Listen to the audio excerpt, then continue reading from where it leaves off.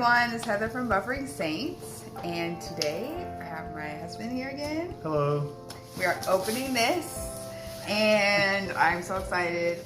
A couple weeks ago, I got an email from the St. Joseph Communications, which had me totally geeking out because St. Joseph Communications was founded by Scott Hahn, who had a huge part in my conversion. So I was having a moment. I was like, oh my gosh, the company Scott Hahn founded is sending me mail. So I know it's in here, and I'm super excited because we don't have these images yet. The communications director just asked that we review it, and because he saw our Great Adventure Bible review, and just asked if we would like to review this too. So I figured since Elvis was in that video that he could be in this video. At first I didn't know what the images were. Actually, I kind of knew what one of them was, and then I cheated a little bit just because I saw it in the email.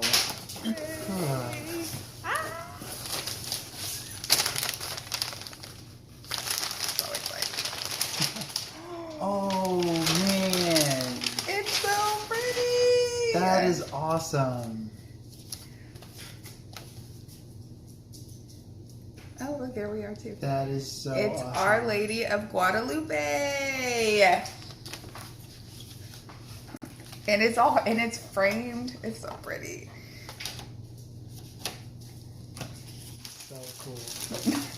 I was like, I'm so used to seeing this image colorful, where the blues are really vibrant, the reds are really vibrant, but this one, it's I think it's the original image. They sell this on their website, and I'll post it down below. No.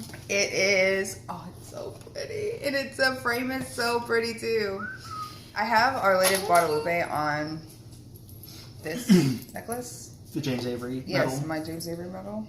And I have a picture of Juliana was a water birth, and I have a picture of right after she was born. I was still in the tub, and the way that Our Lady of Guadalupe was resting, mm-hmm.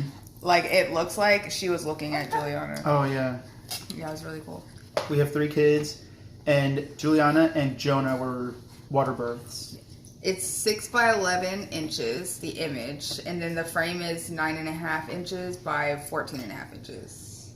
And it's got, on the back, it's got hangy things, or this, depending on how you want to decorate with it. So on the website it says, the image of the Virgin Mary was miraculously imprinted on the tilma or apron of St. Juan Diego after Our Lady appeared to him on Tepeyac Hill in 1531. The image is rich in symbolism, including the stars on her sash, the stars on her dress, sash, the moon, and the rays of sunlight surrounding the Blessed Mother, reminiscent of the woman clothed with the sun of Revelations 12:1. Our Lady of Guadalupe appeared to St. Juan Diego in Mexico as a native princess, and asked St. Juan Diego to go and tell his bishop to build a temple right where she appeared to him. He asked the bishop to build a church there as she requested, and the bishop dismissed Juan Diego and was like, nah, keep going.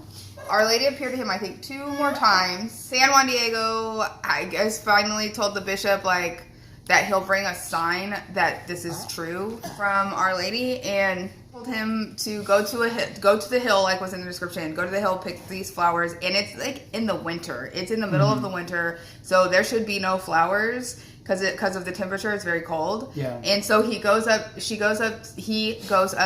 the hill, picks the flowers, brings them to the bishop, and he carried them all in his tilma, which is what this painting is on.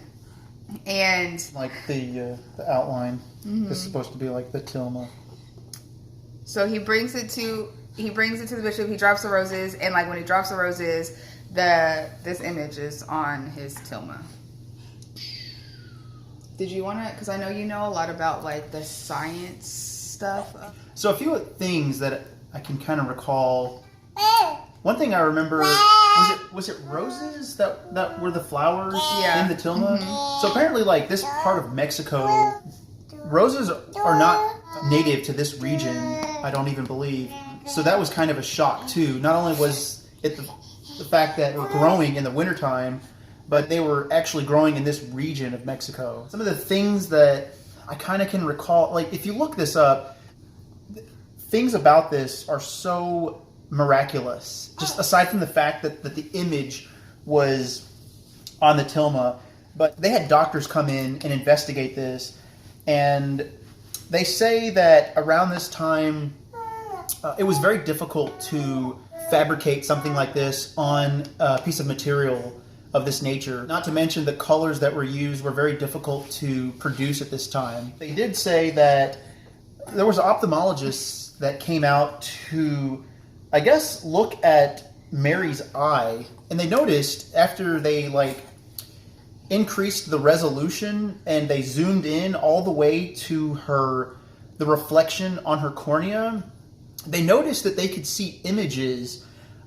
in the reflection on her cornea of Juan Diego, the priest that was present at the time, and I believe a couple other people. I can't remember the whole story, but it was amazing that they were able to actually pick this up off of a zoomed in image of her cornea. It was basically like what she would have seen at that moment. Yes, that's mind-blowing. Yeah. Other things I can remember were they did like a temperature study, and they noticed that the temperature of the tilma was like that of body temperature. Also, they noticed that whenever the ophthalmologists, whenever they flashed, there's this thing that optometrists and ophthalmologists do with the retinoscope where they kind of flash a light in a patient's eyes, and they noticed that her eyes, I guess they reacted the way that a human eye reacts, which is amazing. I don't know all the details of that. I can't remember. I know, I'll have to find the article and I'll put it down below because there's a lot. It is mind-blowing. And the image isn't like on the tilma, right? Doesn't it float like? Yeah. They said that the colors that are on the tilma somehow are not actually like ink. Normally, it's absorbed into material, but they noticed that the colors on this tilma, they're not on in the tilma itself. They noticed that like under microscopes, it looks like the color is sort of like levitating or something just miraculous. It's just. It's not the way that colors are normally displayed on fabrics. On the back it says museum quality sacred art on natural canvas, printed and assembled in the USA. St. Joseph's Communication actually got permission to distribute this from the Archbishop in Mexico. Wow. To spread the word about this image. So it's printed on a canvas, so it's really pretty. I'm really excited that we have this. It's awesome. Yes. It just looks like a miniaturized version of the real thing. So the next image. So excited. Is this one. There's like 2 divine images. Well, there's probably more than 2, but there's like the popular one that most people like would recognize. Mm-hmm. But this one, I know. I actually have never even seen this one before. Ooh, well, I've got a story for you. Like, I'm only familiar with the one that everybody knows. I guess that image, I mean, it's the same thing, but Jesus looks different. His hair is longer. He doesn't really have, like, I don't know how to describe it. I want to say he's wearing something different, too, in the original, or in the other image. I think he's still wearing a white robe. Okay. Yeah. Because that was part of the instructions. Mm-hmm. So this is the second image. Is the Vilnius Divine Mercy image. Was painted by Eugene Kazimirowski, and it was painted at the instruction of Saint Maria Faustina. This is the image that Saint Maria Faustina had of Jesus. So Jesus appeared to her. And he appeared to her like this in a white robe with rays of... The red symbolizes the blood of Jesus, and then the water is the white is the water that gushed. that gushed forth, I guess, when he was pierced. Okay, so I just wanted to clarify real quick about the rays. Jesus explained to Saint Maria Faustina what they meant, and he said the pale ray stands for the water, which makes souls righteous, and the red ray stands for the blood, which is the life of souls. These two rays issued forth from the very depths of my tender mercy when my agonized heart was opened by the lance. This is actually the only image of the Divine Mercy that Saint Faustina saw. So the one that most of us are familiar with is not the one that she even saw. It was this one. So this is the one that she oversaw him painting. It's interesting because this painting was hidden away because this all happened in like the earlier 1900s. They ended up basically hiding this image so that it wouldn't fall into the hands of the Soviets. Mm-hmm. And it wasn't even rediscovered until within the last 15 years. So why only the Soviets and why not like the Germans? I don't know. That's just what I read. So it was in Poland, that's where she was from. I think it's a beautiful image, but I guess because Saint Maria Faustina saw Jesus like in the flesh, like she saw him. He appeared to her.